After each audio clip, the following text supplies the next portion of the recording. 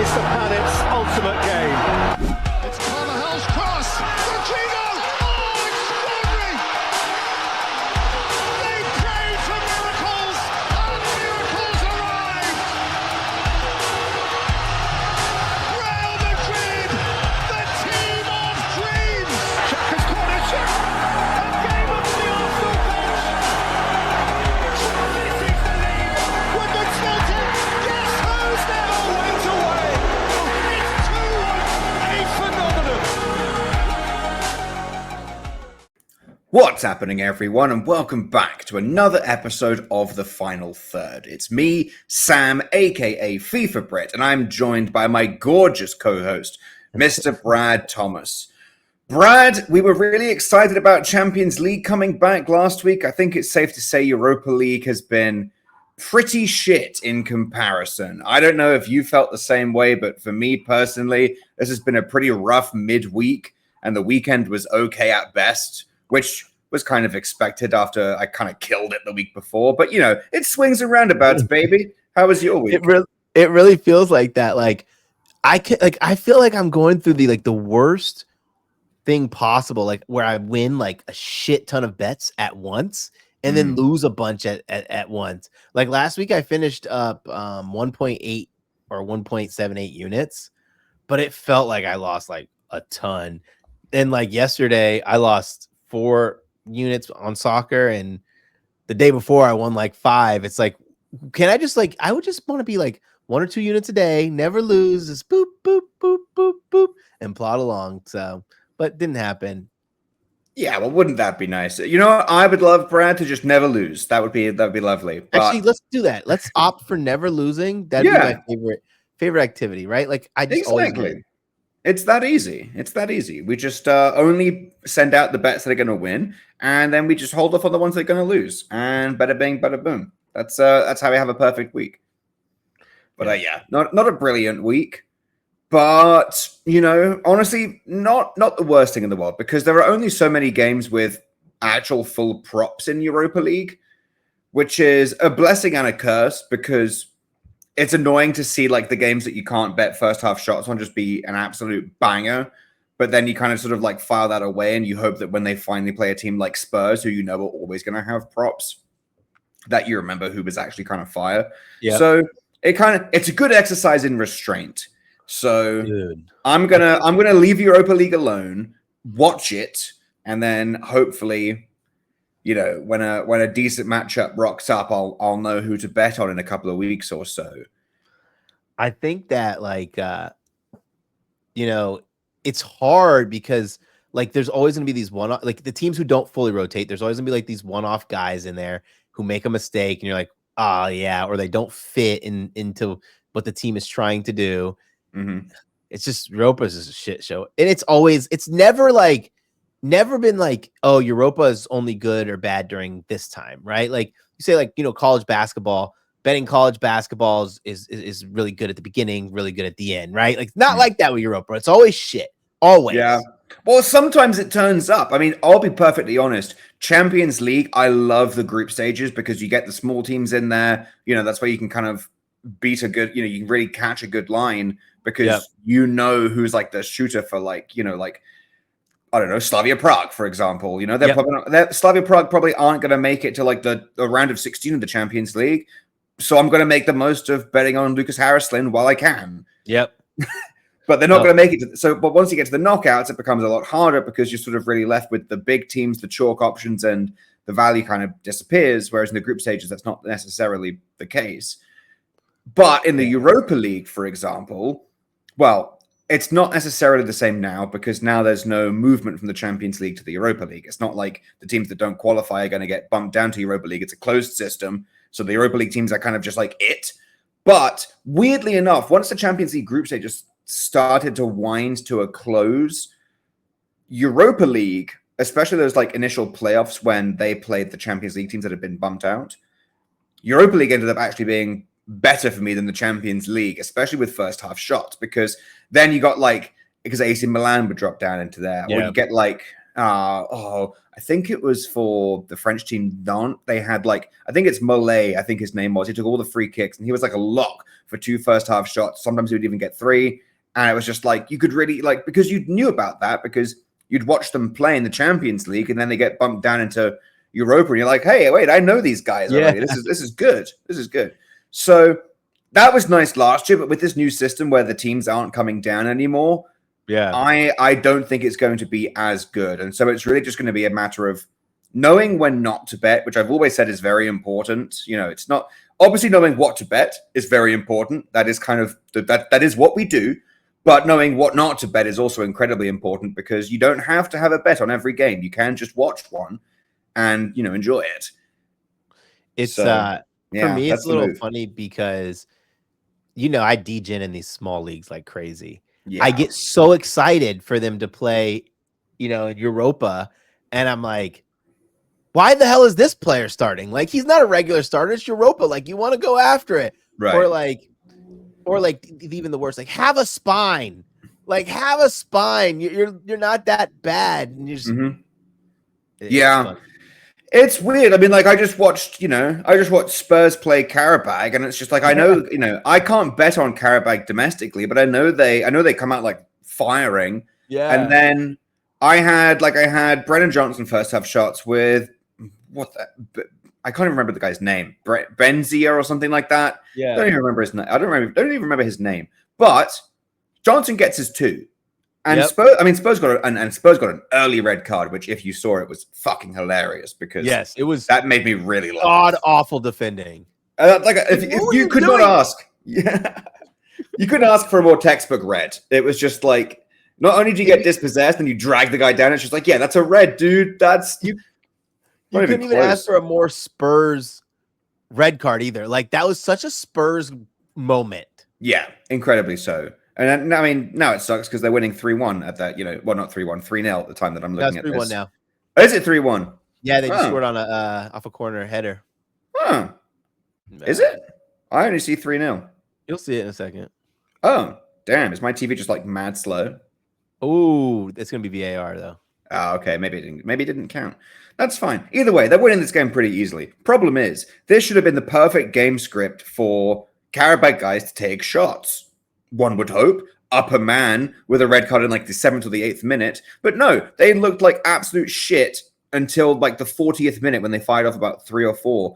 But it was so frustrating because I had to watch my guy constantly get open. The man is in acres of space at the top of the box. Benzia, number 7. And well, now I found out he's taking their corners, so that's less attractive. You know, as much as I like a guy on set pieces, taking corners is just like not fun. I want my guy to be in the box. 100%. But yeah, I mean, he was open at the top of the box, just like on almost every attack, and his teammates are just like head down, dribbling at an outside back, and it's just like, yo, pick your head up and square it. My guy is there. So that was frustrating. But yeah, long story short, Europa League was weird, and I'm not sure how I feel about it. Also, La Liga has fallen off in the past 2 weeks. Dude, La Liga. I hate it. And it's so frustrating. It's so frustrating. What's frustrating about La Liga is like it has so much potential, and then I'm just like, this suck, man. They suck. Yeah. And here's the problem. As I said a couple of weeks into the season, I mean, you know, it sucked. And then I had like 2 or 3 really good La Liga games because I guarantee you, if you're ever looking for like mispriced like shots props, La Liga is the spot for it because the Premier League doesn't really Premier League teams don't really mess about and have defenders playing on the wing. Doesn't really happen that often.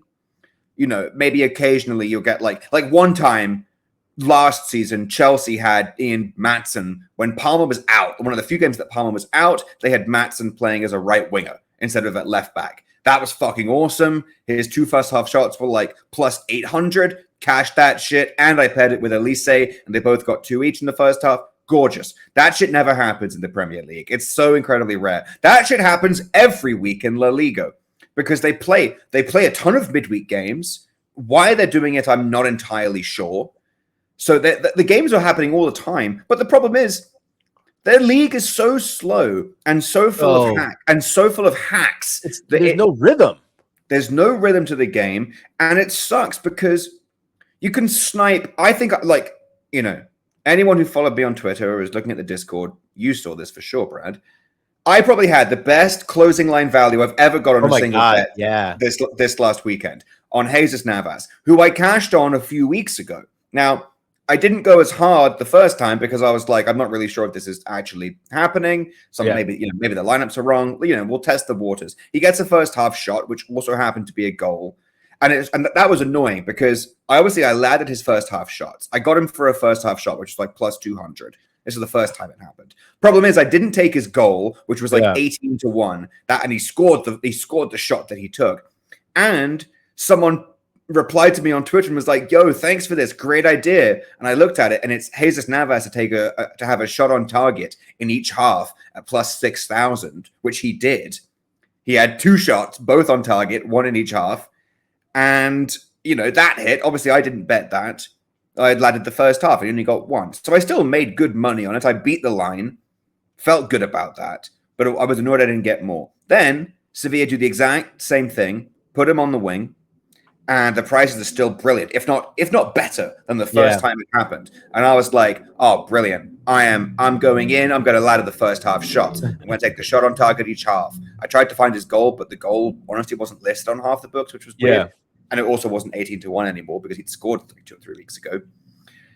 And then it's one of the and here's the thing. I can't even complain about it being a shit La Liga game because Sevilla did take a ton of shots. Yeah. But it was all fucking Peque, their random-ass attacking mid. Even Lukabakio, who I also bet to get 3, took 2, which was annoying.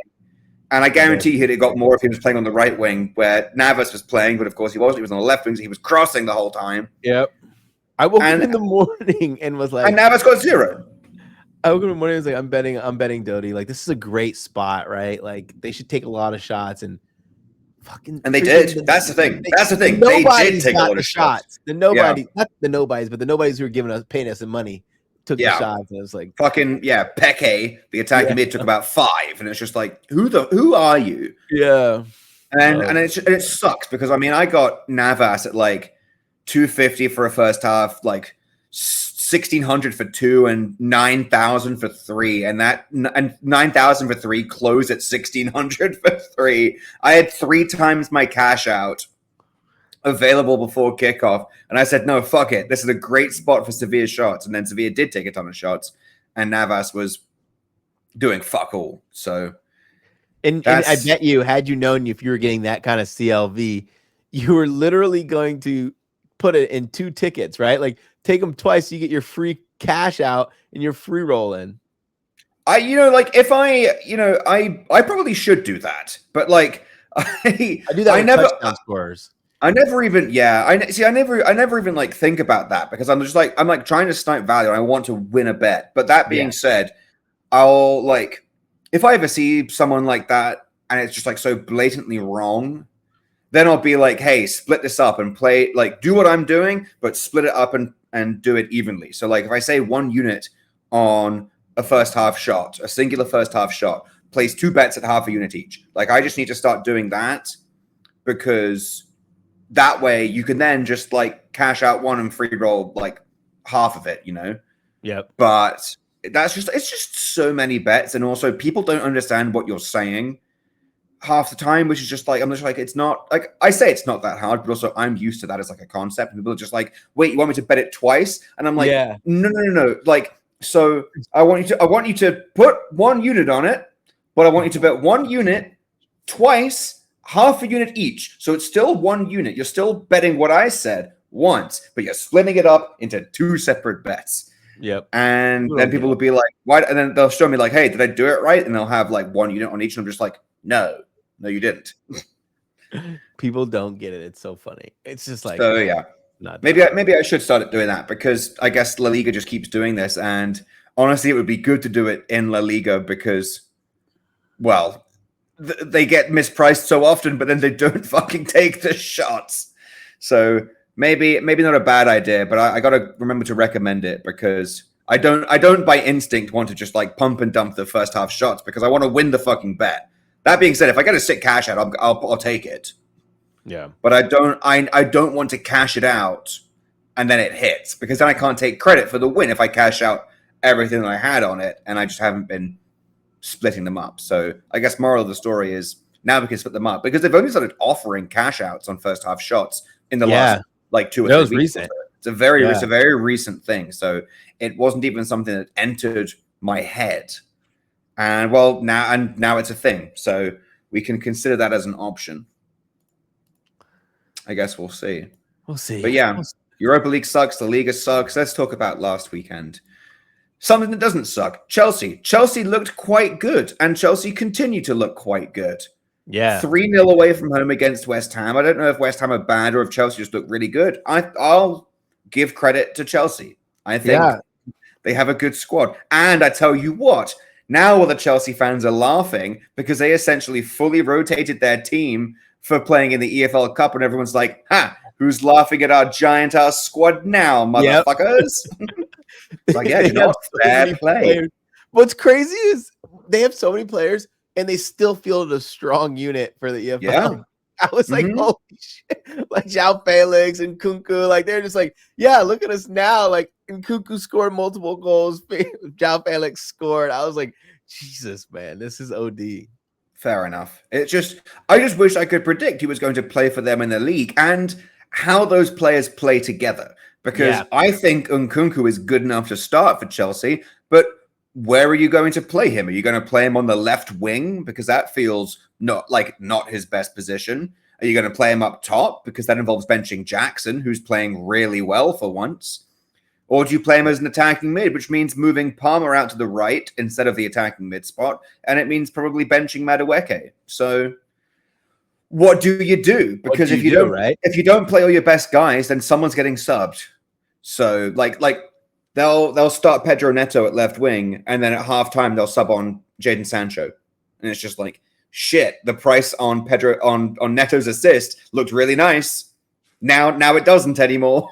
Yeah. And that's why first half shots are a beautiful market, because you don't have to worry about that shit. Well, I'm getting sick of Cole Palmer now, though, because I need him to start getting some more assists. Like, he started off so fire. And who's catching up? My little star boy, Bukayo Saka, with 1 assist in every league game he's played so far, baby. Saka, solid. God. Yeah. What is it? I think Saka's top now on 5, and then Palmer and Salah are on 4 each, right? Yeah, something like that. It's really freaking frustrating. That's my star boy. I'm pretty sure if he gets an assist this weekend against Leicester, he'll break the record. I think the record. Really? I think the record for assists in consecutive games to start the league is 5, which had previously been held by Thierry Henry.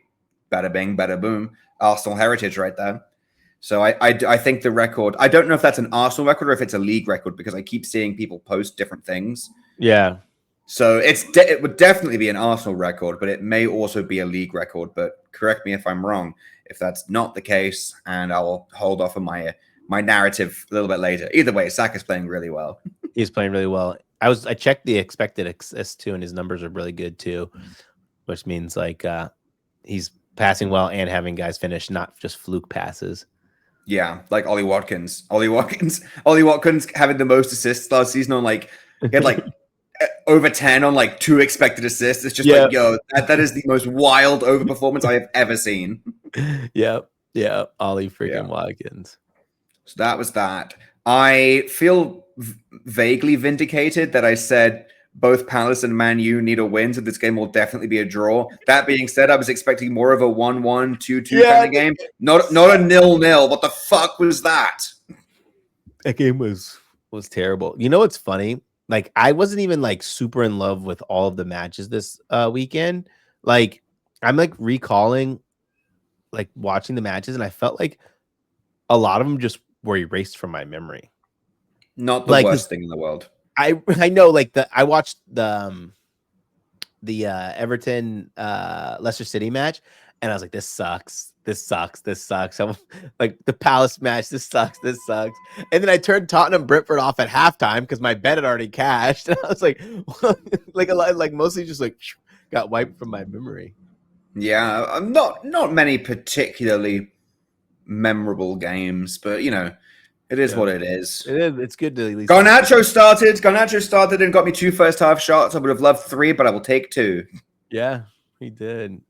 And then what was another one? There was one game that I live bet like a sicko, and it was Brighton versus Forest. What were you live betting in Brighton Forest? Was it Forest assists? Forest corners? No, it was Brighton corners. They finished 9-1 on corner count. I took their handicap when they tied it up, and I was like, okay. And then I live bet. What's another live bet? Who went from a losing position? Was it Villa was losing?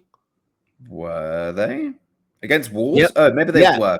Yeah, I they bet were. Villa corners and double chance. Nice. Yeah, they ended up winning, which was crazy. Yeah, what was it? 3-1 or something like that? 3-1, yeah. Fair play. And then, of course, what everyone's been waiting for. Let me take a deep breath. Uh-oh. Then on Sunday, Arsenal City happened. And I have thoughts about this, Brad. Did you watch this game? I watched the game. Yes, I did. Okay. So we're doing the whole Declan Rice getting sent off for quote unquote delaying the restart. Okay, I've already covered my rant on that. I don't have to say yet again that we're the only team getting punished for that, but guess what? We're the only team getting punished for that. It's absurd the amount of times that I've seen players pick up the ball and run away with it or kick it away, and nothing happens. And it's just I watched Arsenal get a free kick, and then I watched Doku kick it away from the Arsenal players, and everyone's like, oh, actually, he was kicking the ball back to where the foul happened because the Arsenal players had moved it up a little bit further. And it's just like, okay, sick. That's not his fucking job. That is the job of the referee. If a free kick is being taken in the wrong position, then the ref blows his whistle and says, move back. So the Arsenal players were there. He kicked it away from the Arsenal players. That's delaying the restart. In my books, that's clearly delaying the restart. No card. Also, to be fair, this is just going to be the fuck Michael Oliver show. Michael Oliver last week, and it's not just inconsistency across the league with different refs. This is the same fucking ref. Michael Oliver is the ref last week where Liverpool were playing, and Szoboszlai booted the ball fucking away. I don't remember who Liverpool were playing, but he smacked that shit across the 18-yard box. Nothing. No free kick. Maybe it was 2 weeks ago, but fairly recently, Szoboszlai just boots the ball away. Michael Oliver's reffing, no yellow card. Also, Michael Oliver's the same fucking referee that refereed Arsenal City last season when Kovacic got a yellow card for absolutely hacking someone, and then did the same thing, a slide tackle from behind where he gets none of the ball. Should be a clear double yellow and a red card. Happens about half an hour into the game. He lets him off the hook, and then afterwards it all comes out, and Howard Webber's just like, oh, Michael Oliver didn't give him a red card because he didn't want to ruin the game. He felt that giving a red card half an hour into such a big game would have ruined the game. Oh, I'm sorry. Is that an excuse now? Because firstly, no, it's not. And secondly, did your opinion change on ruining the games? Because I didn't stop you giving Trossard a red card. And I tell you what, if you were a neutral viewer, that ruined the game for you. Yeah. Because the second half was 45 minutes and 8 minutes of added time's worth of City just ripping useless shots from the edge of the 18-yard box. Oh, my God. Okay, so, Sam, I wanted to watch this game, and it was during when I had golf. So I was like, okay, whatever. I'll just bring my phone and my charger, right? Okay. So I can just set it up on my stand and watch it. I'm complaining. I'm complaining on the golf course. I'm like, oh, there's another stupid ass shot from the top of the box. Oh, why is he taking this? Why is Stones taking the shot? Because they want him to take the shot. Of all people, let him take it. And my golf mate's like, are you okay, Brad? I'm like, no, I want to watch this game, and it's freaking stupid. It should have been even strength the entire time. It was the worst watch ever, and it was just so dumb. Yup, and you know what else is dumb? The reaction of casual fucking idiots on Twitter who claim that Arsenal were quote-unquote always going to park the bus against City. And it's just like, I'm sorry, did you watch the end of the second half when we were winning 2-1 with an even field? We were looking really good. You were looking you know, good. we were attacking really well. And it's just like, and it's so funny as well, because the amount of people that just bend over backwards to defend City out of all the teams. I get if you don't like Arsenal. Do you know what? Yeah. If you don't like Arsenal, fair play. If you're a Spurs fan, you know what? I get that. You know, there's a rivalry. But if you're a Liverpool fan, if you're a Man U fan, if you're a Chelsea fan, and you are rooting for Manchester City, a team accused of cheating on multiple accounts over the course of a decade,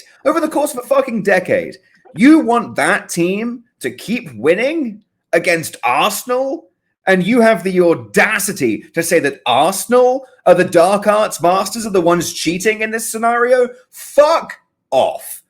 It is the most idiotic, casual, quote unquote analysis I have ever seen. And then you have people claiming that City were creating loads of chances and deserved to win. Based on what? They were losing 2-1 when it was 11 against 11. And then their entire strategy was just ripping random ass shots from 25, 30 yards out. Because you know what? I'll say it. They aren't good enough to break down Arsenal's defense. Yeah. And it's just like, and then everyone screams and runs to City's defense yet again. And they say, oh, well, Arsenal had 10 men in the 18-yard box. How are you supposed to break that down? I'll tell you how. Go rewind, go watch the highlights, and go look at Calafiori's goal for Arsenal. Now, while you're watching this, go and count the number of City players in the 18-yard box. Do you know how many it is? It's 10, because Haaland is up on the halfway line and everyone else is in the fucking 18-yard box. And you know what we did? We fucking scored, because we took a good shot where the guy shooting had loads of space. Meanwhile, City have got Kyle Walker taking shots. They've got Ruben Diaz taking shots from the edge of the 18-yard box. Those are your threats? Those are your threats from long range? No, they're not. The only people that have decent threat from outside the box is Phil Foden, who subbed on and did fuck all, by the way, De Bruyne, who didn't play, and funnily enough, Haaland, who has 2 out of City's 4 goals from outside the 18-yard box. To be fair, one was a breakaway against West Ham, and he happened to take the shot before he got inside the box because the keeper charged. So I don't really count that as a goal from outside the 18-yard box. But he did have a pretty sick shot from about 20 yards out. I think it was against Ipswich when he just ripped it and the keeper got a hand to it. So no one's saying City can't create a significant threat from outside the 18-yard box. The difference is they weren't doing it right. Yeah. You know? Haaland was camping in the box. Fair play. He's a brilliant poaching striker. That's where you should probably have him. But you don't have De Bruyne. So you don't have that like long-range threat that you're used to having. You sub on Foden. Foden didn't really take, I don't even know how many shots Foden took. But I tell you what, Kyle Walker took about 4 and Ruben Diaz took about 5. Yep. And all but, like 3. and they were all from the edge. Yeah. And you know what? And the only one who I'll give credit to, or I'll not give credit because they weren't good shots, but I will allow is Kovacic. Because Kovacic does occasionally score bangers from outside the box. That's, you know what, fair play. You're allowed to do that, Kovacic. But Kyle Walker, what are you doing? Ruben Diaz, what are you doing? They were so focused on taking these easily blockable or skying their shots over rather than trying to actually break down the defense and find a good angle. It's not that difficult to create space. You can find space on the edge of the 18 and find a decent shot, but they just weren't doing it. They were rushing it. And then what pissed me off is the equalizer, because I don't think they deserved it. And the amount of people who said, what do you mean City didn't deserve it? Look at the stats and they'll show me that City had 30 shots in the second half and like 9 of them on target. And it's just like, okay, did you watch the game? Those were all shit shots. You don't deserve. I'm just like, and the amount of people who quote XG, and it's just like you forget that XG is a cumulative fucking stat. Yeah. If you take 30 shots and they're all like 0.05 XG, yeah, you're going to rack up a bunch of XG in total, but that doesn't mean you were creating good chances. I just talked about this on BetUS this morning. Mm-hmm. And it's just like, I tell you what, outside of Haaland's goal in the 9th minute, when in a rare moment of a lapse of concentration, Saliba and Gabriel were completely just spread apart. I mean, that was horrific defending. I'll put my hands up. Saliba and Gabriel are almost always rock solid. They got bullied there. They got split wide apart. Brilliant pass from Savio. And Haaland is not missing one-on-one with any keeper in the world, no matter how good Raya is right now. Outside of that chance, City did not create one decent chance for the rest of the game. Not one decent chance. They were all really low XG chances. Their equalizer came off a lucky shot off a corner that rebounded into the path of stones, and David Raya is literally on the fucking floor. The shot hit off Raya's back and went in. That's how close it was to not going in. He had the whole goal. Keeper's on the floor. He still put it at the keeper and it hit off his back and went in. Yep. That's how they got an equalizer. That game was fucking. I was like, now, it's crazy. Wild game. It's crazy. I was like watching the game and I was like thinking about Sam. I was like, I wonder, Sam's gonna be fucking pissed right now. Yeah, and it's so difficult as well because at the end of the day, when you have a red card in the first half, a draw at the Etihad is a decent result. Yeah. In the grand scheme of things, that's a decent result. But the manner in which it happened made me feel like we lost the game. It felt like so heartbreaking because we would have ended their unbeaten streak at home, which has been going since got to be at least 3 years, I think now. It's been going for a long time. It would have been Arsenal's first win at the Etihad for God knows how long. That's also been years since we've won at the Etihad. And it would have been just such a brilliant statement win.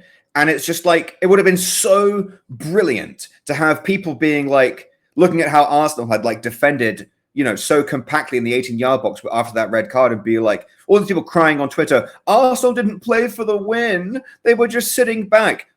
Yo, when you have a lead, defending that lead is playing for the win. I don't know how easier I can make that for you to understand. If you have a lead, protecting that lead is playing for the win. It's that simple. Not to mention having a red card against Manchester City at the Etihad. That only helps what I'm saying. That only backs up and supports what I'm talking about. No team is going to have a goal lead at City and then try and score more goals with a red card. I promise you. And you know what happens if they do? They will concede, and they will concede more than one. I don't think there is a team in the world, and I said this on Twitter, I'm going to say it again now. I don't think there is a team in the world, not Real Madrid, not Barcelona, not Bayern Munich, that could get a red card against Man City at the Etihad and make it for 45 minutes plus 7 minutes of added time without conceding a single goal. It will not happen. That was one of the most just solid, stressful, but the amount of not just physical, but mental resilience you need to be able to understand that you're about to deal with 25, 30 shots. You know that going into this half, that it's going to be City trying to create space, trying to rip shots from every possible angle. You can't. They're going to be ripping shots. It's going to be going at chest height. So the possibility of a handball is always on the cards. If they rip that shot and it hits you in the wrong, and it takes a deflection, hits you the wrong way, you've got to be worried about that. You've got to be worried about rebounds, bouncing around in the box. You've got to get that ball out as quickly as possible. And you have to do that for 58 minutes by the time the game was done. And I wasn't even upset about the 7 minutes of added time because I was like, we've been trying to kill off the game, fair enough. And then, I don't know if you saw this, Brad, but on the Sky Sports broadcast, I think it was over in England. I don't know if it was don't know if it was broadcast in America, but Sky Sports, because apparently people were complaining about the added time.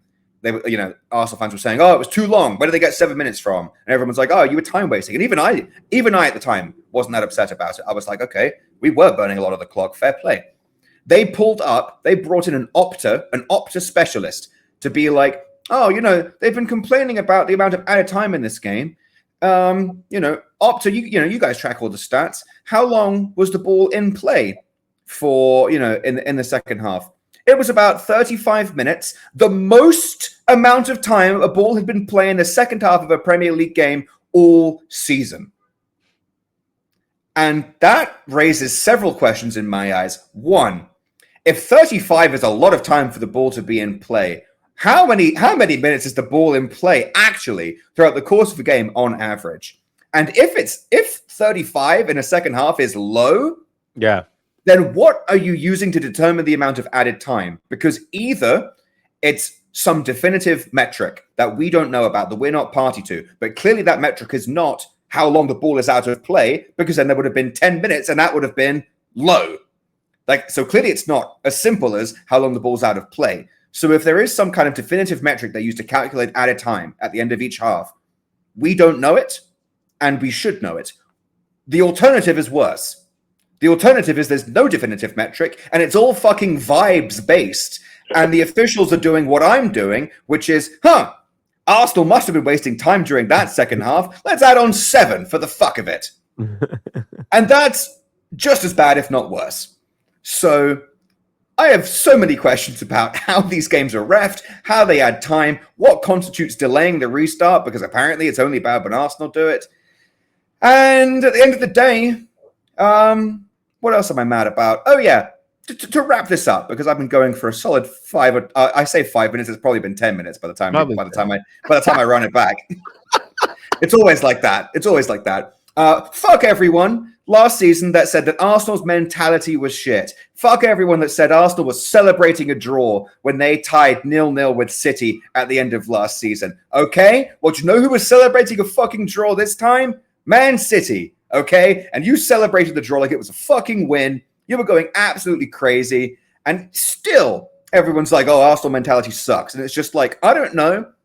It's so funny. You see all these City fan accounts who took a screenshot of all the Arsenal defenders and the midfielders just like absolutely devastated, just on their knees in the 18-yard box after that goal goes in, and they're just like, "Oh, inject this image into my veins. I love seeing Arsenal so sad." Yeah, you know why we were sad? Because that draw felt like a loss. That's why we were sad. Meanwhile, you guys are going off celebrating a win in a game that you had the lead in at home against 10 men.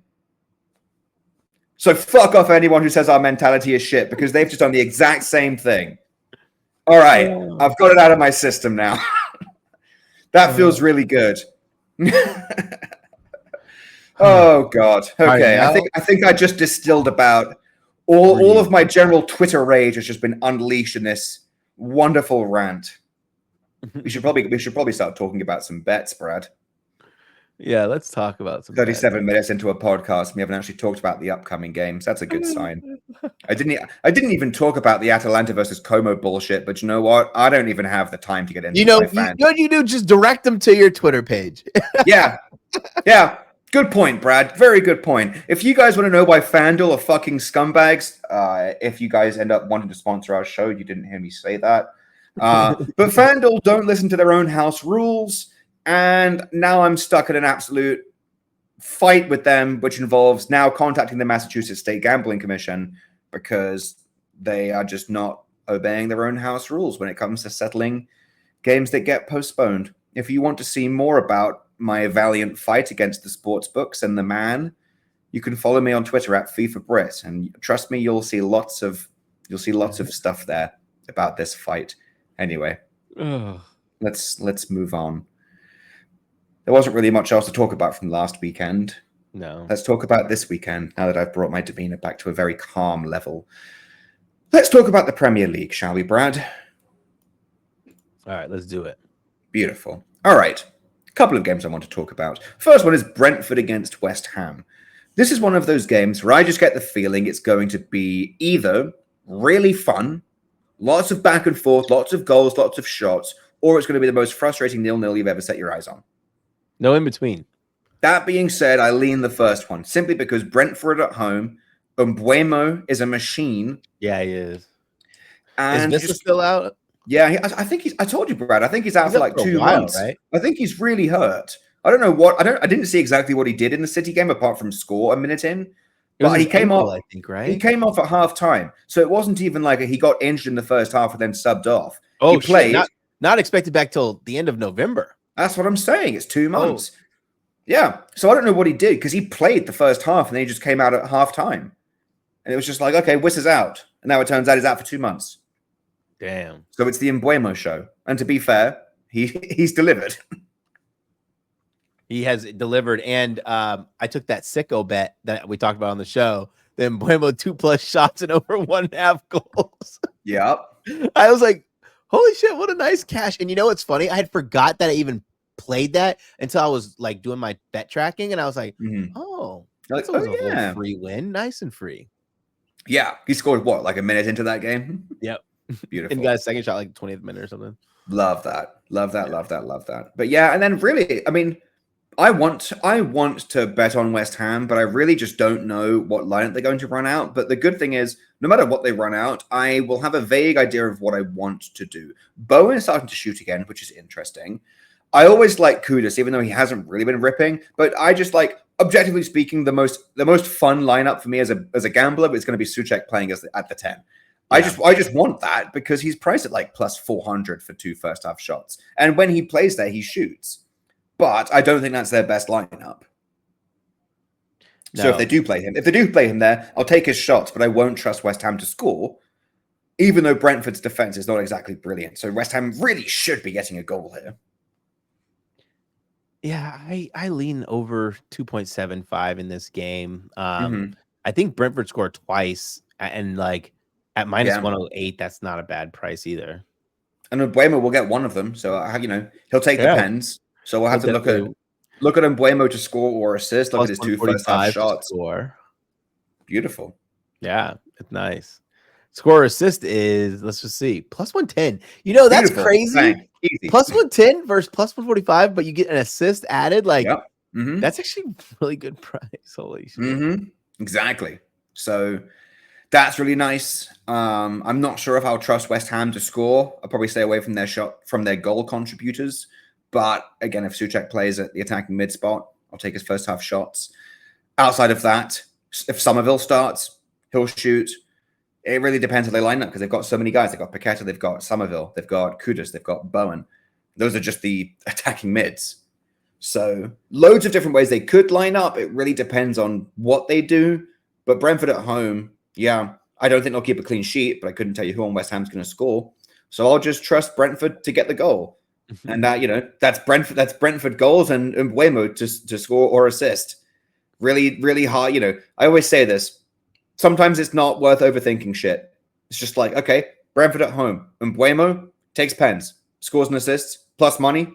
Yeah, okay, sick. Done and dusted. I'm not going to think about that anymore. You don't have to worry about any other nonsense. Like, yeah, why? Why overthink it? Because he'll take pens, and someone in West Ham is going to be a hack. Maybe it's Paqueta. Maybe Paqueta's still trying to get his yellow cards because his trial hasn't rocked around yet. Yeah. And he still gets yellow cards at a ridiculous rate. And they're like the most ridiculous yellow cards. Yeah, he just bundles people over who'll like grab the ball out of the air. It's just like, dude, make it. At least hide it. Yeah, right. At least pretend. But nope. Pretend. Still goes for it. I also want to talk about Chelsea against Brighton. This also feels really fun, but, and this might be a little bit controversial, my concern about this game that might potentially make it not a fun game is that Chelsea defend well. Yeah. Even though Brighton are playing very well, and even though Brighton are unbeaten, I think Chelsea look really good. The only reason Chelsea aren't unbeaten is because they played City week 1. Yeah, they defend well, and like they play way slower now.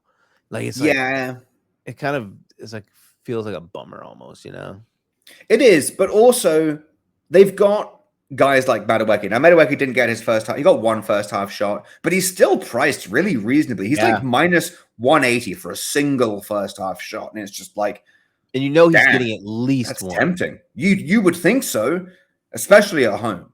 So. That's a nice little builder piece. I wouldn't play it straight, but I would pair it with something else.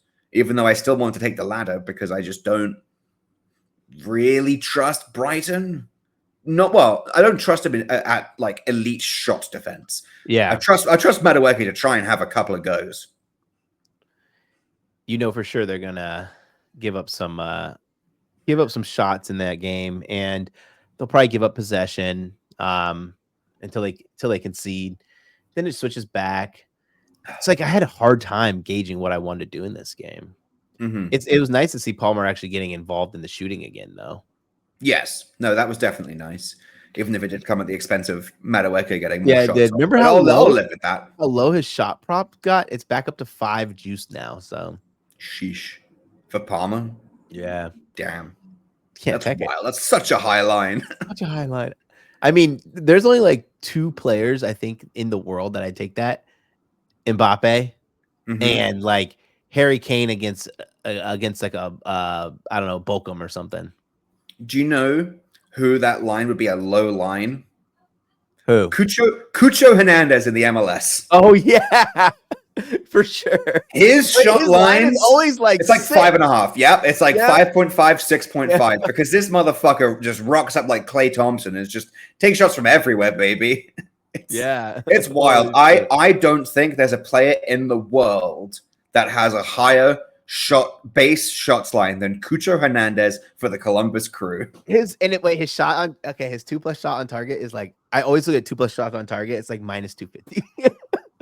And here's the thing: I would never take his shots on target because if he puts a shot on target, he usually scores. Yeah, and I've seen way too many games where he's taken about 7 or 8 shots and none of them have been on target. So it's just like, don't fuck yourself over like that. Oh God, here come the sirens again. Oh Lord. Yo, they're loud. I told you, Brad, this is the problem with UN week. God, I can't wait for UN week to end because I just need all these I need these cops out of here, man.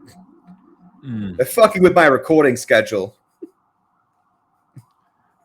It's a problem. That's the problem with living around all these goddamn like dignitaries and all the diplomats. It's just like, guys, come on. You've been here for a week, guys. You don't need to. What else are you meeting about? Oh shit. Yeah. It is what it is. All right, they've gone. They fucked off. Brilliant. All right, that's Chelsea Brighton, Everton Palace. Now this. If we thought Brentford West Ham was a banger or a 0-0, Everton Palace is a banger or a 0-0. And I lean banger, but I'm so cautious about Everton playing at home because I've seen Sean Dyche just lock a defense down and just escape with like a 1. Oh, he'll take a 0-0. That's what's wild. He would take a 0-0 and be like, that's a positive result. The thing is, I don't think Everton's defense is as good as it was last season. No, not even. And I don't know if Braithwaite's going to be back yet. I don't know if he is either. But here's the problem. Palace still haven't won a fucking game. And they can't score. And they can't score. So it's just like, I think this game is going to be fun, but I'm not really sure how yet. I think it's going to be 0-0 or 1-1. I took I took Palace double chance in under 3.5 goals. It was plus 110. Okay. Oh, do you know what? That's a really nice angle. I used to do the double chance in under 3.5 a bunch of times last season. It's really fun. It's a massive sweat though, especially if your team goes 1-0 down. Especially with these shit teams too. Yeah. Wow. It's kind of wild that we're calling Palace a shit team. Or definitely Everton, but Palace aren't brilliant either. But I'll tell you who I'm keeping an eye out on. And I'm annoyed because he was on my radar last week because I was like, ooh, that's a name I don't recognize. Let me go shop him around this, see if he came from anywhere. It's Jesper Lindstrom for Everton. This guy plays on the wing. And this motherfucker had about 4 shots in the first half last week. I didn't bet him. But I noticed him beforehand, and then I checked the stats afterwards, and there he is with about 4 shots at halftime. And I was like, God damn. Anyway, he's a winger for Everton, and his 2 first half shots is plus 320, and his 3 first half shots is plus 1,300. Wow. Now that is spicy, especially at home, and especially against the Palace team that is not massively convincing right now. Yep. So I'm thinking about him. As for Palace, I don't really know what to do. I think they've lost their ladder potential. Even Eddie Nketiah, even Eze. I think they're both still good for 1. I wouldn't take them both for 1. Yeah, I'd pick one of them, but they should still be good for 1. But they both I think they both took a shot at the end, against Man U, I think they got theirs in like at the 45th minute, and I think Nketiah got his like literally right before the halftime whistle. And I think those were the only two Palace shots in the half, one from Eddie and one from Eze. So they should still be good, but the ladder is not there anymore, even against a team like Everton. Yep, which is a shame. It sucks. It's a real shame. It was like money that was just given to us, like donated into our bank accounts every week.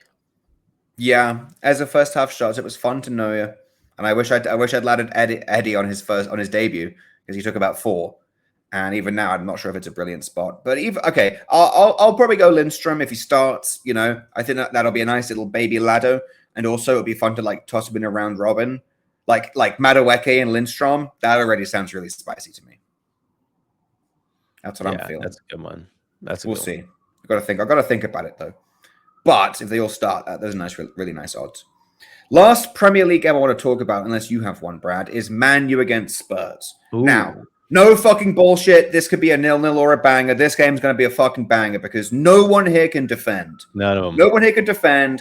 And I tell you what, they both put up a load of shots. So this is going to be a load of fun. Give me Garnacho on the left wing. Let him abuse that Spurs back line.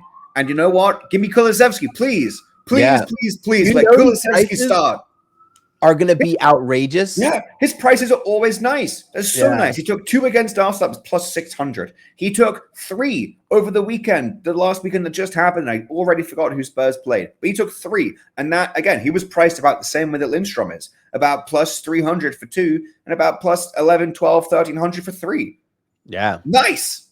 Really, really nice. So please, for the love of God, start this guy. I can't believe, when I was looking at some of these lines for this game, like Brennan Johnson was like minus 110 for 2 shots or something. Like, I believe that. I mean, he's ripping now. Yeah, he is. Like minus 110 for 2 shots. That's even though they're on the road, I feel like you just have to take that. Those are full game shots. Full game. That's wild. Yeah. I mean, that's really hard not to take. Man, you are not that good at defending. No, not that. And you think Tottenham really just going to be sitting on their heels the entire game? No, they don't. They do the exact fucking opposite. Yeah, that's just not how they play. Mm-hmm. And Spurs are very near the top when it comes to shooting metrics. They rip a ton of shots. Yep. They don't do much with them. They don't do much with them, but they rip a ton of shots. I just checked the Johnson line. It must have moved. It's minus 113 now. Minus 136, excuse me. 136. It was minus 115 earlier. It's still pretty good, honestly. Not bad. But yeah, I think this game will be a lot of fun. If there's I always say there's a game that I'm going to target for a really nice same game parlay shots lotto. This is that game. This is absolutely that game. It's two teams that love to attack, have loads. The only problem is each team has loads of different shooters. That's what makes it bad. You're like, oh man.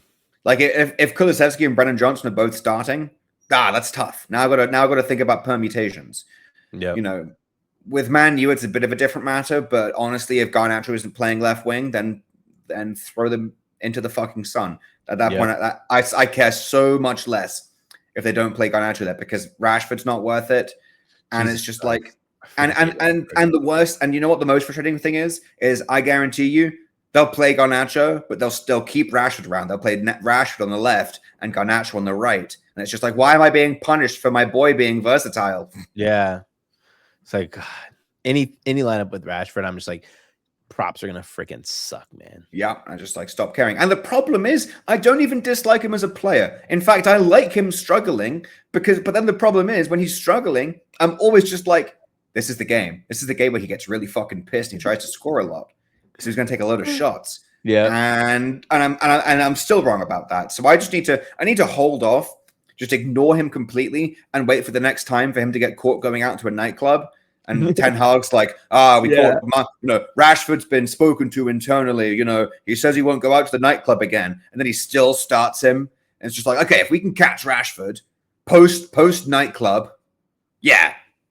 Now I'll take his shots. Now I'll take his props. Now the press is on his ass. But outside of that, if it's just Marcus Rashford potentially feeling sorry for himself. No, fuck that shit. I'm done betting on his ass. Rashford's shit ass. I freaking hate betting on him. He sucks. Marcus Trashford, as we say. Yeah, man. Yeah, those are really all the Premier League games that I really wanted to talk about. What about you? Yeah, Did you have any other games that you wanted? No, I'm not really super stoked about this slate. Like I like it from a betting perspective, but nothing like shit. These are bangers. Bournemouth should pick up a win against Southampton. Oh, I wanted to say something. I Give me I'm some menu in that taking game. Travanier over 2.5 shots. His number was like plus 118. Like I just had to take it at home. Yeah, he rips. He rips. He does, That's the problem. Bournemouth, another one of those teams with a ton of shooters. Sinistra, yep. Kluivert, yep. Tavernier, yep. Yep. Semenyo, yep.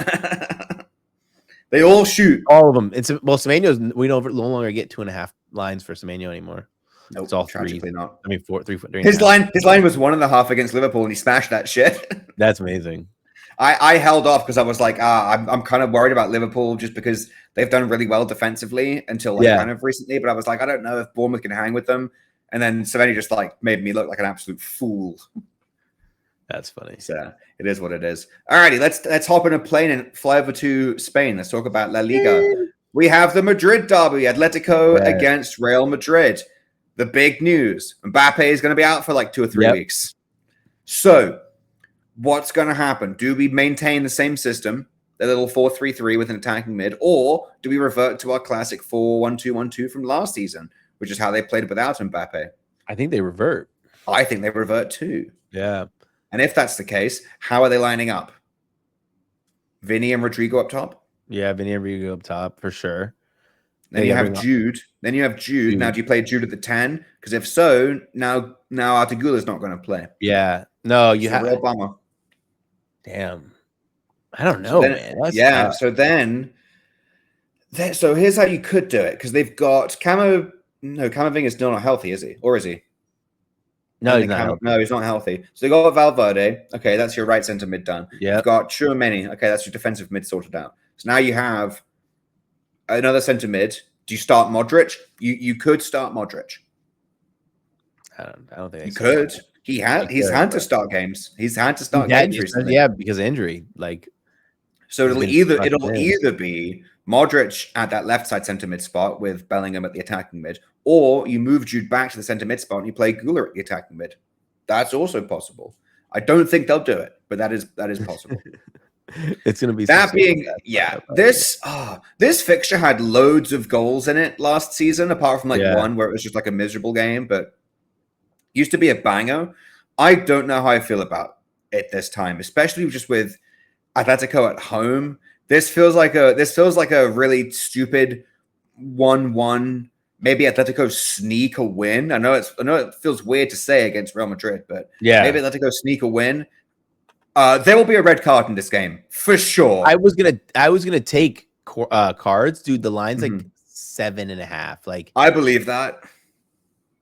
Insane. Well, think about it. But think about it. Who's going to start? Vinny starts. That's a yellow card. Either Vinny is pushing someone to the ground, or he's going to whine to the ref. Yeah. One of those things will happen. Either he will get fouled and he'll bitch about it, probably justifiably, but he will do that and the ref will card him, or he'll push someone over because he's really frustrated and he'll get yellow card for that too. That's one locked in. Guaranteed one. Jude will mouth off to the ref. That's another one. Yeah. Tchouaméni will absolutely, because Tchouaméni is not a natural 6. Tchouaméni will get dispossessed in the middle of the park. If he starts at defensive mid, that's another one. That's 3 Madrid cards right there alone. That's not even touching the Atletico guys. Conor Gallagher starts. That's a yellow card. Easy. Lock it in. That's a card. Whoever's playing wing back for Atletico Madrid that has to mark Vinny. Yeah, that's a yellow card too. Brilliant. Okay, we're at 5, Brad. Now can you now pick 3 other guys that might play? It's gonna hit, and you'll have your 8. It's freaking it's gonna be one of those games. I just don't know if that kind of game is gonna come with goals or not, because this fixture does usually have goals, but just for Atletico at home, I think I'm not saying it won't be high scoring. I'm just saying there is an absolute chance that it's just an absolute fuck fest and everyone's just hacking each other. and it's an incredibly unenjoyable watch unless you're a Barcelona fan and you're rooting for that they're going to come away with something. Other, heavy legs, go get 1 point. That helps us so much. Yep, we will see. Yeah, we will see. But I'm really excited for that game, even if it is a hack fest. I think it'll be fun to watch. And then Barcelona, I don't even know who the fuck Barcelona play, but it's an easy matchup. I didn't even write it down because their lines suck. Rafinha's like minus 150 for 2 first half shots. It's just like, all right, and he won't even do it anymore. That's the problem. Another team that has loads of shooters. Yeah, Yamal's in passing mode or Yamal's in shooting mode. Yep. Rafinha, now that Rafinha's back, stuck out on the wing, it's just not working. It's like we could be making so much money if they would just tell us what they're going to do ahead of time. That would be nice, wouldn't it? But yeah, I just don't really touch Barcelona first half shots anymore, or at least I did this week, and I shouldn't have done. But I just don't think it's worth it anymore. Not with the prices. Not with the prices we're getting. And their odds are juiced now. They were 2 weeks ago. They were minus 130 to beat Girona away from home. Now they're like minus 300 away from home, and their team total is 2.5. No, thank you. Yeah. They just had at home. They had a 2.5 team total against Getafe, and they won 1-0 because Getafe are boring pieces of shit. That match was so boring. Yep, just like okay, sick. I don't want to bet on them. It's the same reason I don't really mention Man City in my Premier League games. Yeah, because why? The odds suck. Even though they're like only quote unquote minus 180 to win against Newcastle at St James's Park. It's just like their props aren't fun to bet. They're not very profitable. The odds suck.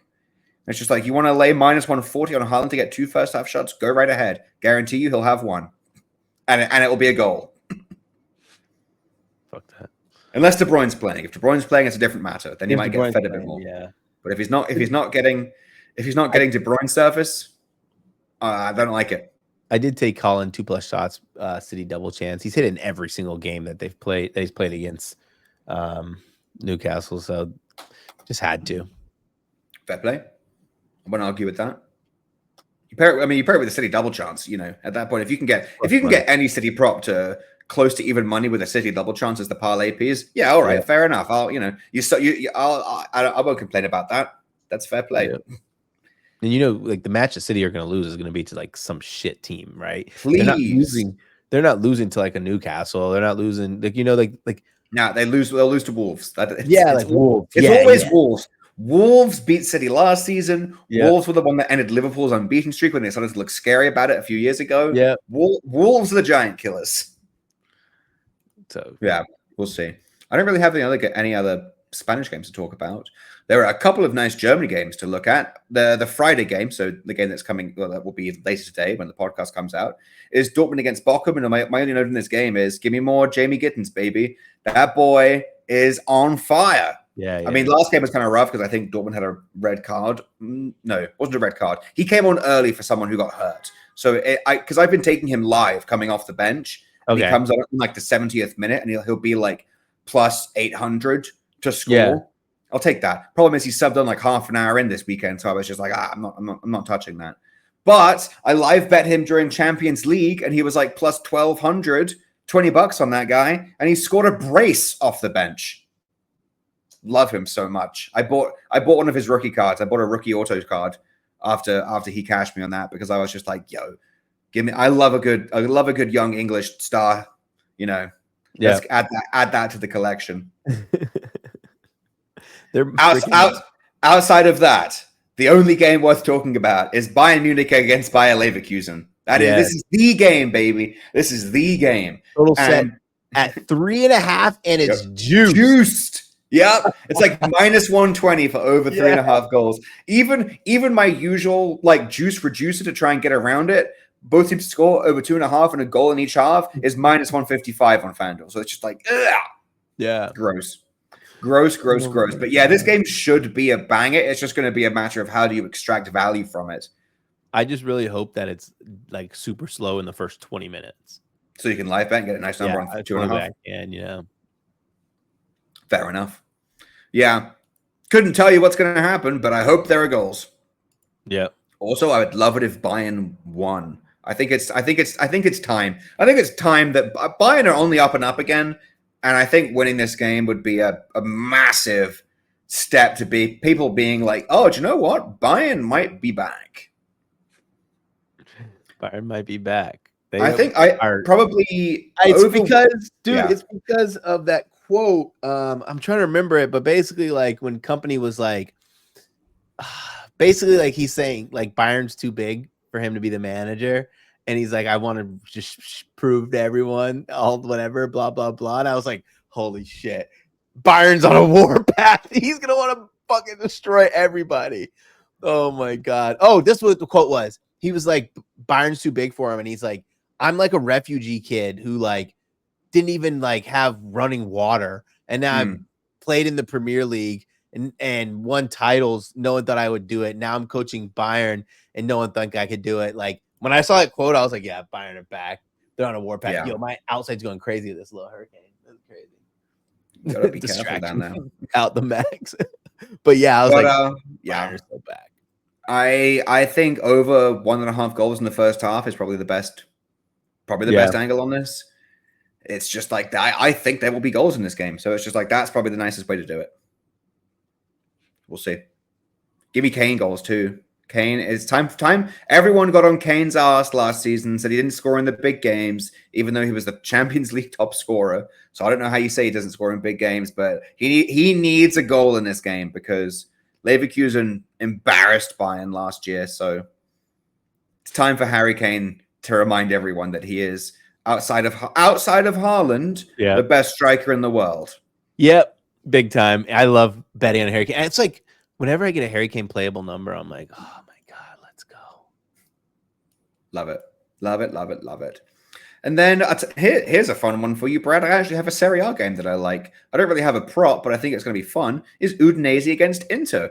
Now, Udinese are playing quite well, Brad. Udinese are playing sneaky well, and like if you don't follow Serie A, like you would be like, this is like just a ragtag group of players, but like they play really hard. They play really well.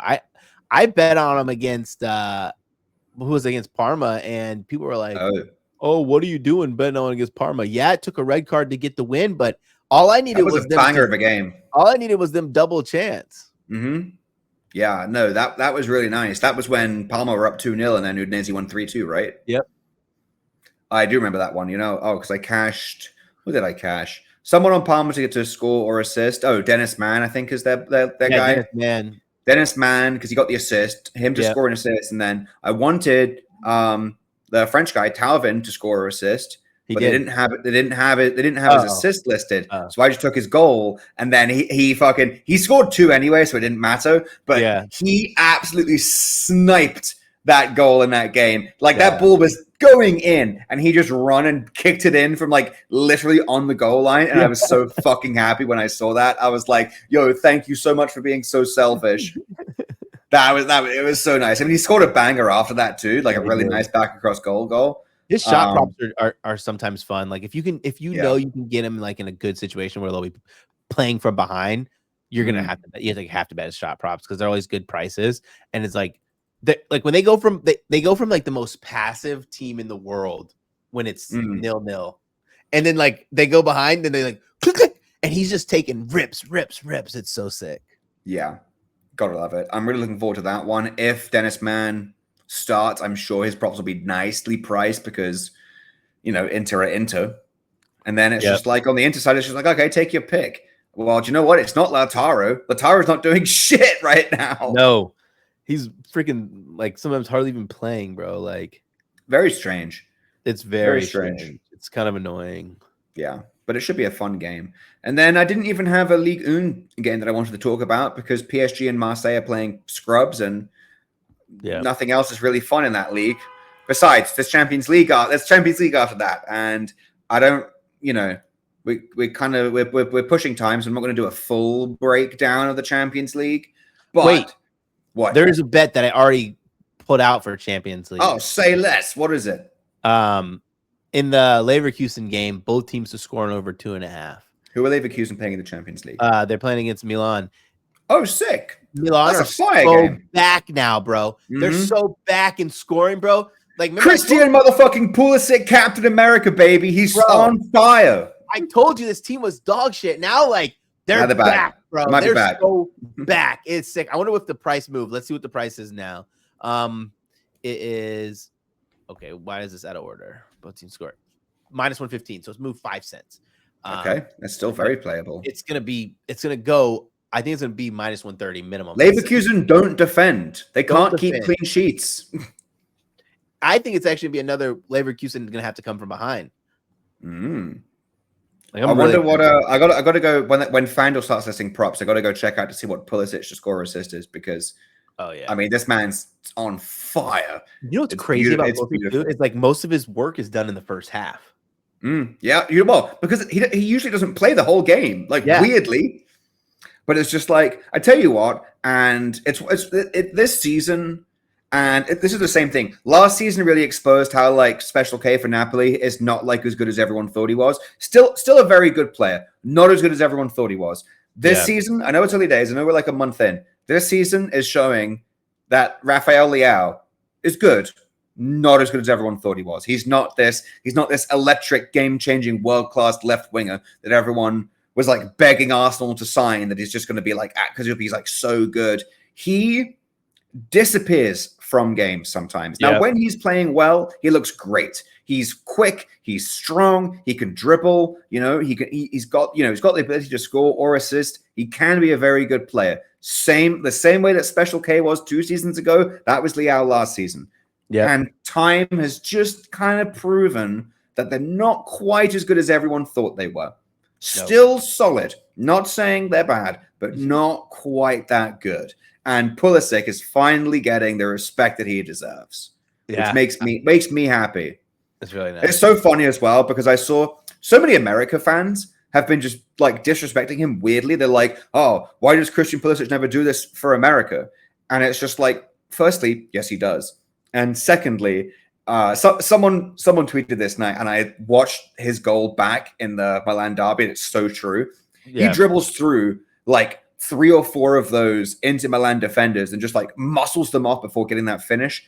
And then someone tweeted that video and was just like, "Yo, in CONCACAF, he's getting fouled 3 times. He's not making it to goal here. He's just getting bowled over, and that's a free kick for America on the edge of the box. But he will not even get the chance to dribble through 4 defenders because someone is going to commit a foul." Yep, that's funny. Which made me laugh because it's so true. But honestly, this is what I love about the Champions League is you just get so many fun fixtures. It's just like teams that would never play each other are playing each other. Like we've got Arsenal PSG. Do I want to know what I'm going to do for that game yet? No, but it's going to be a lot of fun. Yeah. Same thing with Aston Villa against Bayern Munich. That's really a sick game.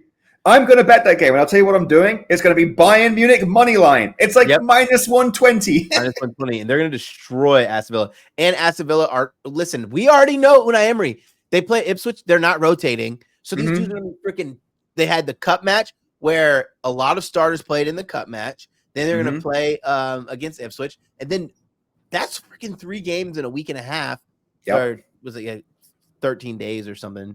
And then they're going to get destroyed by Bayern Munich. Yeah, it's going to be a lot of fun. I mean, the only concern is that Bayern might not be able to rotate guys either because they are playing Leverkusen this weekend. It's like we do have to remember that they do have that big game in the league. But I mean, when are you ever going to get Bayern Munich at -120, -130 just to win a game outright? Like Villa Park is not some fortress. It's not like last season when Aston Villa won like 10 games in a row at home. They're not like that anymore. They're not built like that. Yep. So that's going to be a lot of fun. And then I got to shout out my Champions League shooters, my absolute ballers. The Stuttgart-Sparta Prague game. I said earlier in the podcast, Lucas Harrislin, as long as his 2 first-half shots are above even money, I'm in there, and then I'm taking him for 3 as well. Girona against Feyenoord. Yes, Girona can park the bus. They were annoyingly frustrating when PSG were playing them in the Champions League, which really pissed me off. But that's I don't know how to pronounce his name. I think it's spelt Paixão, but I think it's like Paixão. I don't know how to pronounce his name for Feyenoord, but Paixao. That motherfucker. 2 first-half shots. Just call him Igor. Yeah, Igor. Good point. That makes it easy. That's all I do. And then Benfica against Atletico. Again, Atletico always have the possibility to kill a game off and hack the fuck out of people. But Benfica at home, And it's back to my OG boy, my absolute shots wagon, Karim Aktoglu. Trust this man with your life. This guy loves to rip. So I've been talking about them for ages, and then the first week of Champions League, we absolutely cashed a bunch of stuff on that. If you were following me on Twitter, I was just pumping out the shots. They were beautiful. So if there are odds, don't look them in blindly. I will tweet about these guys. These are the guys because I don't feel like I'm giving too much away here. Everyone knows I'm going to take these guys. So like when I lock that ladder in for sure, that one will be on Twitter. So you will see. You will see if I'm trusting my usual guys for first half shots. You just reminded me of last year. My first like big ladder I ever cashed was Igor shots. It was Feyenoord versus Rotterdam or whatever. And on Prop Builder, it might have been a year and a half ago, before he was like a full-time starter. Mm-hmm. They had him like plus 300 for 2 shots in the whole game. Wild. Yeah. 3 shots was plus 800. And it went all the way up to like, we laddered him all up to like 5 shots and he ripped off 4 shots. Bro, it was like the craziest shit's ever happened in my life. And what's funny too is he took 2 shots in like the first 15, 20 minutes. I was like, oh my God. It was sick. Gotta love it. Yeah. It was like my first ever like real ladder, maybe 2 years ago, a year and a half ago. Mm-hmm. Well, that's what I'm looking forward to. But yeah, is there any other game that you want to talk about, Brad? Because I'm at the end of my slate. No, I'm at the end of my slate. I'm excited. Beautiful. Man, this is fun.